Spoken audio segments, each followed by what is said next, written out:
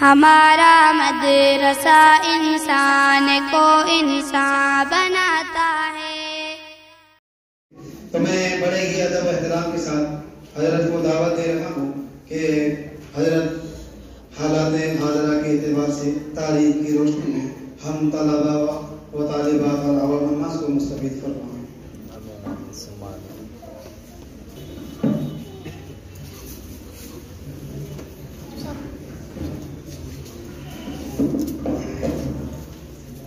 الحمدللہ وحدہ والصلاة والسلام علی من لا نبی بعدہ، اما بعد۔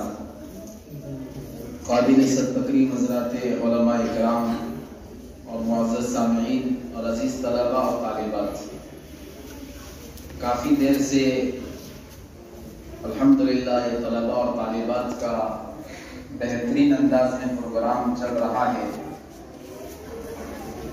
اور یہ آج کا دن جو ہے، اس دن کے متعلق کچھ باتیں اس سے پہلے ہمارے سامنے آ چکی ہیں، انہی باتوں میں کچھ اضافہ کرتا ہوا بہت مختصر وقت میں انشاءاللہ بات ختم کرتا ہوں۔ دیکھیے آج کا دن جو ہے 26 جنوری کا دن ہے، اس کو یوم جمہوریہ کہا جاتا ہے۔ ہمارے بچوں اور بچیوں کو یہ دن یاد ہونا چاہیے کہ اس کو یوم جمہوریہ کہا جاتا ہے۔ کیا کہا جاتا ہے؟ یوم جمہوریہ۔ جمہوریت کسے کہتے ہیں؟ جمہوریت کا کیا معنی؟ جمہوریت کا کیا مطلب؟ جمہوریت کا مطلب یہ ہے کہ اس ملک میں رہنے والا، اس ملک کا ہر واسی، اس ملک کا ہر انسان وہ آزادی کے ساتھ زندگی گزارے۔ یہ ہے جمہوریت کا مطلب۔ ہر ایک کو آزادی حاصل ہے، چاہے وہ مسلمان ہو، چاہے ہندو ہو، چاہے سکھ ہو، چاہے عیسائی ہو، یا اور کسی مذہب کا رکھنے والا ہو، ہر ایک کو اس ملک میں آزادی کے ساتھ جینے کا حق ہے۔ یہ مطلب ہے جمہوریت۔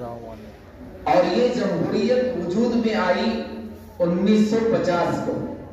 1950 کو جمہوریت وجود میں آئی اور قانون بنایا گیا 1950 کو، اور وہی 1950 جس دن 1950 میں یہ جمہوریت کا قانون لاگو کیا گیا تھا وہ 26 جنوری کا دن تھا۔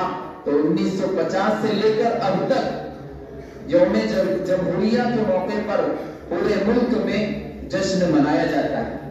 لیکن ہم کو معلوم ہونا چاہیے یہ جشن سونے کی تھالی میں لا کر پیش نہیں کیا گیا تھا کہ لو خوشیاں مناؤ۔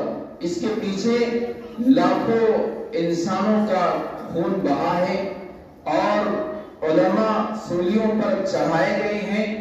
اس وقت بھی میدان میں آنے والے سب سے آگے اگر کوئی تھے، اور لوگ بھی تھے، لیکن سب سے زیادہ تعداد میں، بڑی تعداد میں اگر کوئی اس ملک کو آزاد کرانے میں اور اس ملک میں جمہوریت کو نافذ کرانے میں اگر کوئی پیش تھے، آگے تھے، تو وہ حضرات علماء کرام تھے۔ ابھی جو بچے ترانہ پیش کر رہے تھے اس میں ایک جملہ تھا کہ میدان میں سب سے آگے کون تھے؟ اس وقت میدان میں سب سے آگے ہم تھے۔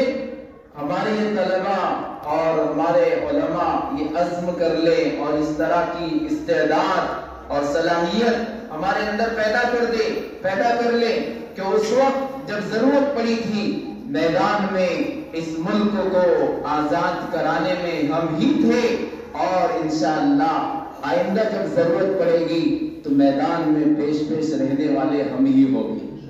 1947 میں انگریز کو اس ملک سے بھگایا تھا، اس میں زیادہ تعداد جنہوں نے محنتیں اور قربانیاں پیش کی تھی وہ مسلمانوں کی تھی، وہ علماء کی تھی، لیکن انگریز جاتے کچھ اثرات چھوڑ کر گیا تھا، اور وہ اثرات کا اظہار اب ہو رہا ہے۔ جس طرح 1947 میں اور اس سے پہلے کئی سو سال محنت کی گئی، انگریز صرف 2-4 سال میں نہیں بھاگ گیا، وہ 1601 میں ہندوستان میں آیا تھا، 1601 میں ہندوستان میں آیا تھا، اور محنت کرتے کوشش کرتے اس ملک کو غلام بنایا تھا، لیکن علماء نے، مسلمانوں نے اور برادران وطن نے محنت کی، کوششیں کی اور انگریز کو یہاں سے بھگایا، لیکن کچھ اثرات چھوڑ کر گیا تھا، وہ اثرات کا اظہار اب ہو رہا ہے۔ تو جس طرح اس وقت مسلمانوں نے، علماء نے، طلباء نے اور اہل مدارس نے انگریز کو بھاگنے پر مجبور کیا تھا، انشاءاللہ ہم وہ استعداد اور وہ صلاحیت ہم اپنے اندر پیدا کریں گے۔ آج اگر انگریز کے اثرات ہیں تو وہ اثرات کو ختم کرنے کے لیے بھی ہم ہر طرح کی جد و جہد اور کوشش انشاءاللہ کریں گے۔ اللہ رب العزت ہم تمام کو وطن سے خوب محبت عطا فرمائے، اور یقیناً وطن سے محبت ہے اور ہونا چاہیے، وطن سے محبت ہمیں ہے اور ہونا چاہیے، کیونکہ یہ ملک کسی ایک کا نہیں ہے، کیونکہ یہ ملک کسی ایک کا نہیں ہے، یہ ملک سبھی کا ہے، نہ تیرا ہے نہ میرا ہے، یہ ہندوستان سبھی کا ہے، نہ تیرا ہے نہ میرا ہے، یہ ہندوستان سبھی کا ہے، نہ سمجھی گئی بات تو نقصان سبھی کا ہے۔ اس لیے ہندوستان جو ہے صرف غیر مسلموں کا نہیں ہے، ہندوستان جو ہے چند لوگوں کا نہیں ہے، ہندوستان سب کا ہے۔ اور اگر یہ بات کہی جائے تو خطا نہیں ہوگی، یہ بات اگر کہی جائے تو غلط نہیں ہوگی کہ ہندوستان صحیح طور پر اگر کسی کا ہے تو مسلمانوں کا ہے۔ کس کا ہے؟ مسلمانوں کا ہے۔ کیوں؟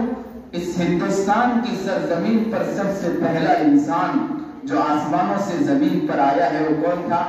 حضرت آدم علیہ السلام تھے، اور وہ کون تھے؟ مسلمان تھے۔ کون تھے؟ مسلمان تھے۔ تو اس زمین پر سب سے پہلا آنے والا انسان مسلمان تھا۔ تو آج بھی اس زمین پر سب سے زیادہ اگر کسی کا حق ہے تو وہ مسلمانوں کا ہے، اس لیے اپنے حقوق کو حاصل کرنے کی کوشش بھی کرنی چاہیے۔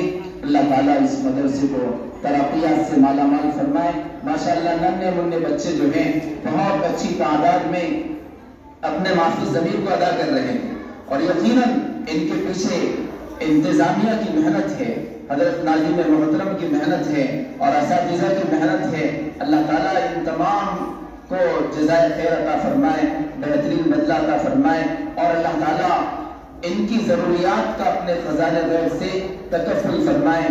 اور جتنے طلباء اور طالبات ابھی بھی باقی ہیں میں پہلے ہی ان کو مبارکبادی دے دیتا ہوں۔ اب تک جنہوں نے پروگرام پیش کیا ماشاءاللہ بہت اچھے انداز میں پیش کیا، اور بچے اتنے تیار ہیں کہ جہاں ان کو روک دیا جائے تو کوئی جھجک نہیں، اپنی بات کو وہیں پر وہ ختم بھی کر رہے ہیں۔ تو اس سے اندازہ ہوتا ہے کہ ماشاءاللہ کتنے یہ بچے پرفیکٹ ہیں اور کتنے ہمیشہ تیار رہتے ہیں۔ اللہ تبارک و تعالیٰ آپ تمام کی محنتوں کو قبول فرمائے۔ کتنے بچے ہیں ابھی حاضر، لڑکے اور لڑکیاں؟